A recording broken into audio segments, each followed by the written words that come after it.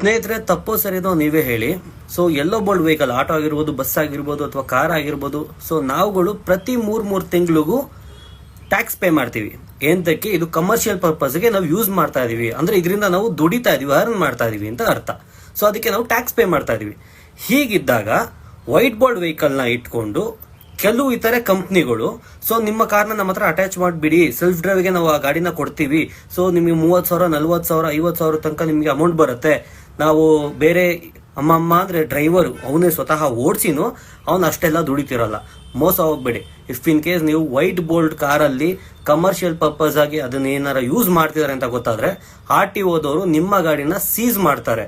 So commercial purpose ಅಂದ್ರೆ ಎಲ್ಲೋ bold ನೀವು ಮಾಡ್ಬೇಕಾ ಬಿಸ್ನೆಸ್ ನ, ನಿಮ್ಮ ವೈಟ್ ಬೋಲ್ಡ್ ನ ತೆಗೆದಾಕ್ಬಿಟ್ಟು ಎಲ್ಲೋ ಬೋಲ್ಡ್ ಕನ್ವರ್ಟ್ ಮಾಡ್ಬಿಟ್ಟು ಪ್ರತಿ ಮೂರ್ ತಿಂಗಳು ಟ್ಯಾಕ್ಸ್ ಪೇ ಮಾಡ್ಕೊಳ್ಳಿ ನಿಮ್ ಜೀವನ ಅದರಲ್ಲಿ. ಸೊ ವೈಟ್ ಬೋಲ್ಡ್ ಅಲ್ಲಿ ಇಟ್ಕೊಂಡು ಯಾವುದೇ ರೀತಿ ನೀವು ಮಾಡೋಗಿಲ್ಲ, ಸೀಸ್ ಆಗತ್ತೆ ಗಾಡಿ.